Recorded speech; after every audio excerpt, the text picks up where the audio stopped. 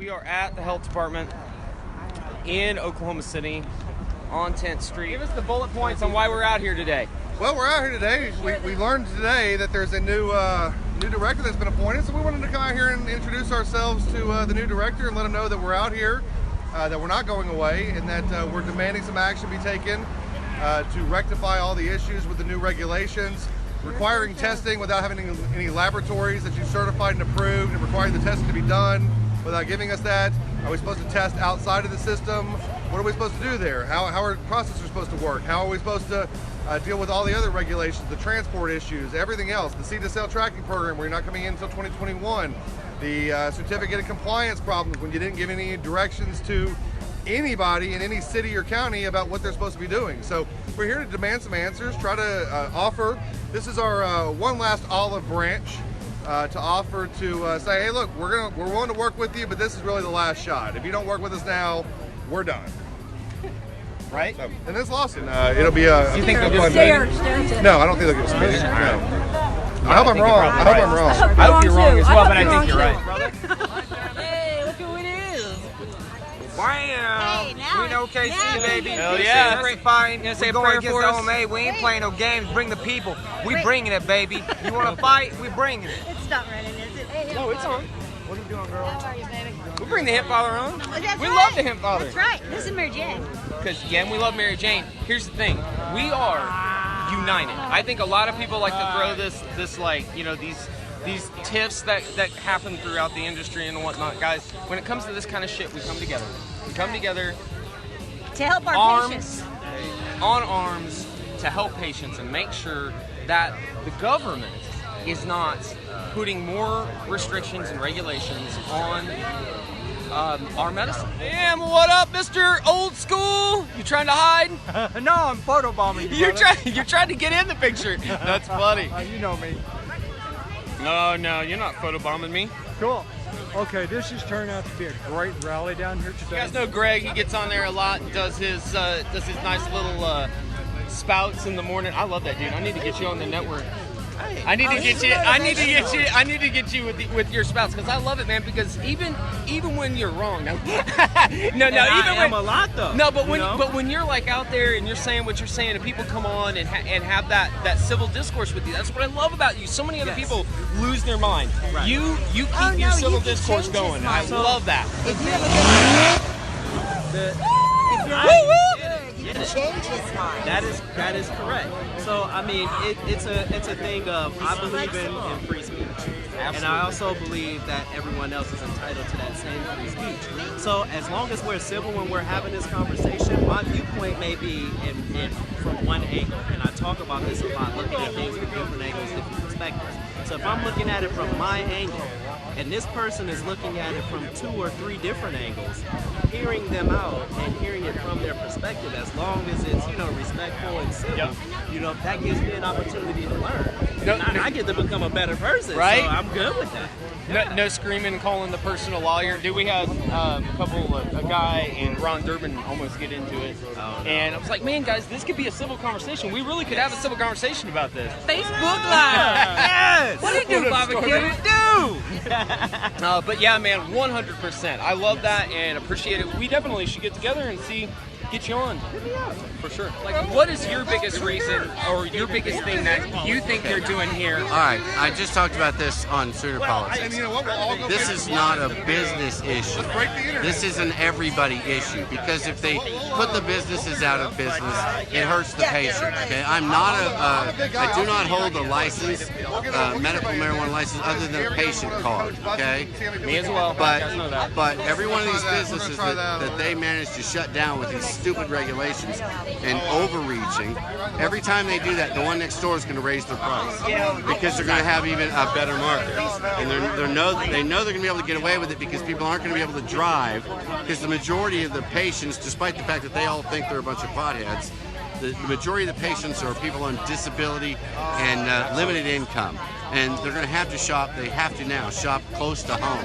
And what this is going to do is restrict where they can shop. It's going to be just like the Alva thing where we were at last week. Driving where they have 28 to- miles. Right, each way just to get their cannabis. So you add a couple miles, and guess what? The prices go up because people know they're going to come. So everything they do to business affects the patient. Absolutely. And this three times testing the edibles, this new compliance thing, this is death by 1,000 cuts. I don't have one particular thing that I would say is the death nail. I have 100, and all of them are what make this bad. That's why this is a problem, because it's death by 1,000 cuts. You go and you get a prescription for an opiate or an antidepressant, you don't pay tax. We're basically being asked to pay a sin tax for what this is as a medical product. Those kinds of things need to change. The regulations that have been put in place are so onerous on both patients and businesses. It's clear that it's been designed to put these businesses out of business and to restrict your ability to access a medication that you voted in. These people said back before 788 passed, part of the No campaign was so that it was easier to undo the will of the people.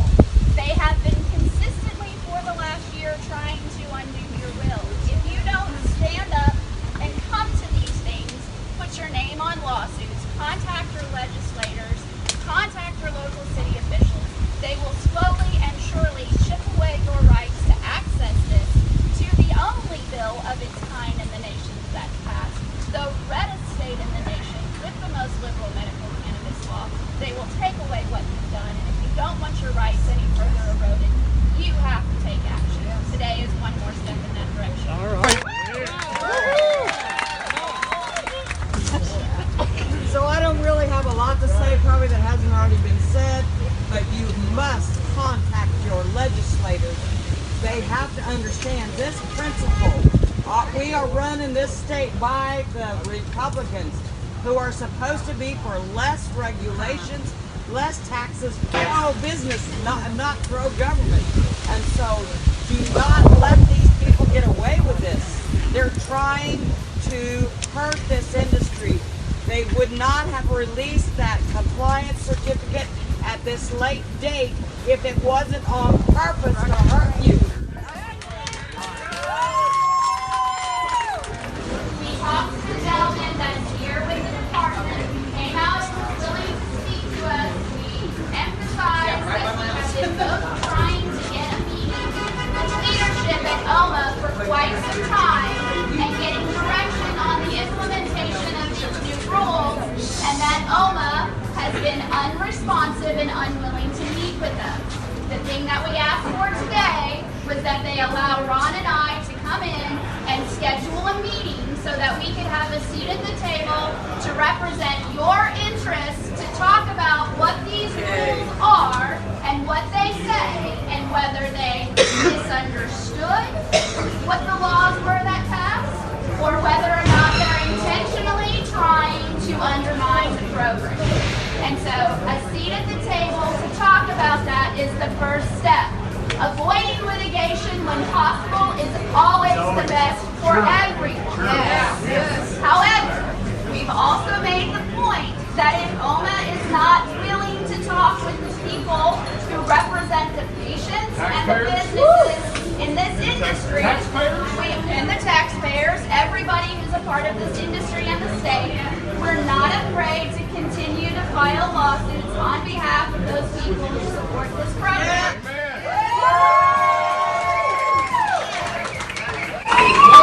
One thing I want to make very, very clear about the meeting that we're asking for is this meeting is not for Rachel and I and Grumpy and Norma, and it's for every single body that's out here, every single person that is out here. And also, I want you to have you need to understand one thing about me. As I said over there, if we get this meeting set, you better believe I'm going to be on Facebook saying, where are my expert processors that can come to this meeting?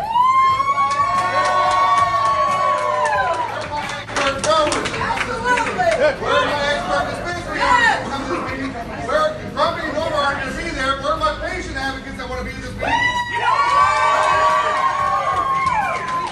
We can't fit everybody in a room, but we're darn sure going to have a representative group to speak for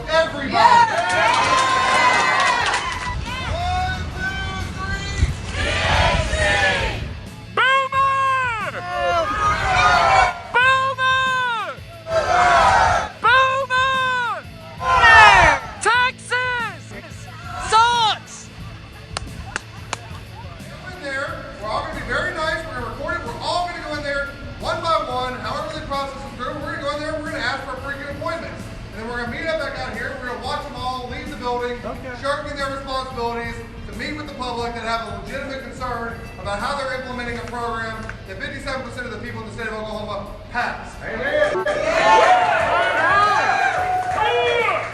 All right, so we're walking the line, hanging out with people we know.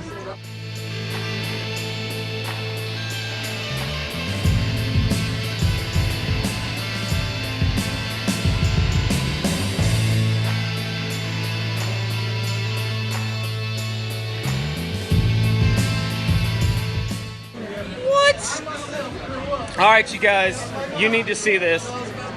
This is Brianna. After how many months of cannabis treatment? 3, 4? Going upstairs on her own. Hi, Brianna. You gonna say hi? She's like, I gotta focus on the stairs. Yes.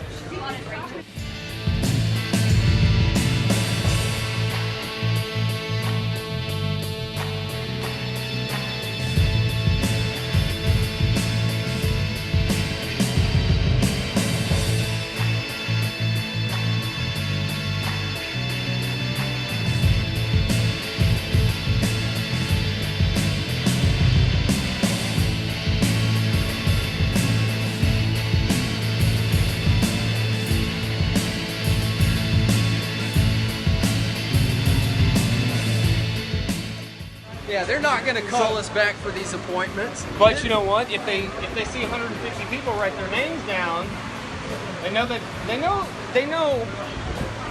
We also vote. They are taking names and numbers. They are refusing to set appointments with anybody. So they first said they refused to meet with Rachel and I because of the lawsuits. Well, what about these 200 and something people? What are you refusing their request for appointments for? So now we're just signing our names and hoping that they call us back. Yeah. But hey, look, the more people we have on the list, the more people that see this stuff, the more people, hey, by the way, let's email, let's call. So tomorrow, if you weren't able to make it here, I want you calling tomorrow asking Adrienne Rollins for an appointment. Let's blow her phone up. I don't want them to be able to conduct business. It's not like they conduct business here anyway. Right. Working for 12,000 patients behind right now. Right. There are 12,000 patients behind. There are hundreds upon hundreds of business licenses behind. They can't communicate with counties and cities about what to do with these certificates of compliance. They were supposed to come out Tuesday, according to FedGetter, with a moratorium to give us some time on these certificates of compliance. They didn't do that. They've never lived up to any part of their promises or bargains. So call and blow up their phone tomorrow.